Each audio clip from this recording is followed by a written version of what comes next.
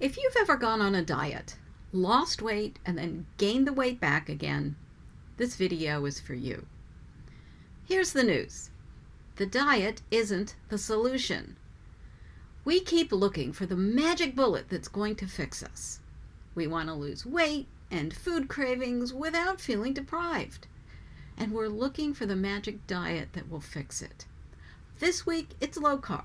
The week before, it was high carb. Now it's low fat. Nope, that didn't work. High fat, that's the ticket. Nothing ever works for very long. That's because going on a diet is like rearranging the furniture when the roof is leaking.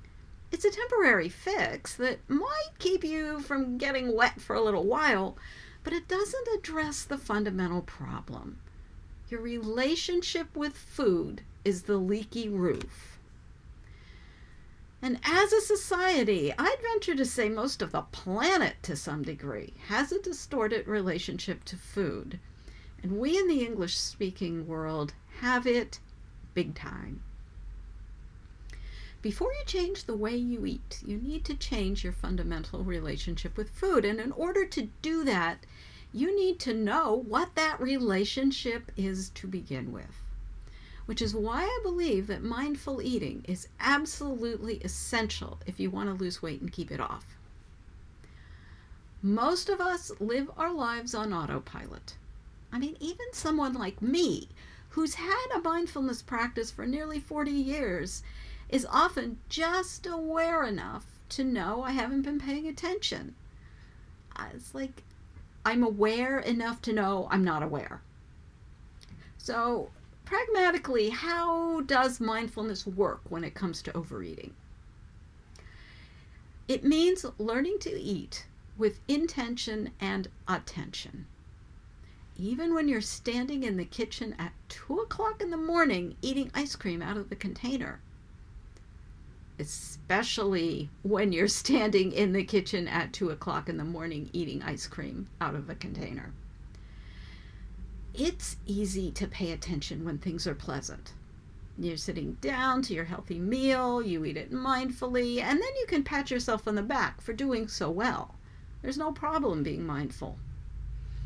It's a lot harder when you've had the crappiest day, you're in an agitated mood, it's 2 a.m., and you can't sleep. You know you shouldn't have anything to eat, but you shuffle down to the kitchen anyway and grab the ice cream container out of the freezer.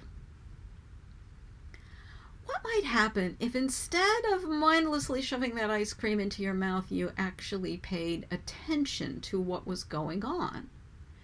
Really pay attention to the taste, the sweet, the cold, the creamy, the feeling of the ice cream as it washes down your esophagus into your stomach.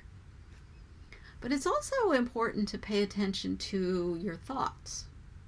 The guilt, the self-recrimination, the revulsion, the ecstasy, the joy. Take it all in. Because in reality, you're experiencing a complex web of sensation. And I am talking from personal experience here. With me, it was a cold spaghetti sandwich at 2 a.m., but trust me, everything else was the same. And this is where a lot of people have told me, yeah, but I'm eating because I want to escape.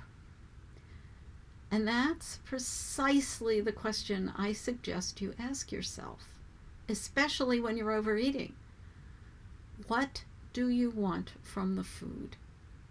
And are you getting it? I mean, you're listening to this video because you want to step out of that yo-yo diet cycle and stop making crappy food choices. So on some level, I think you know that autopilot isn't working for you.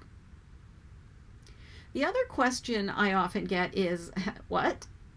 Wait a minute, you're a weight loss coach and you want me to binge with intention? And yeah, I know, it's counterintuitive. It's totally counterintuitive. But intention grounds attention.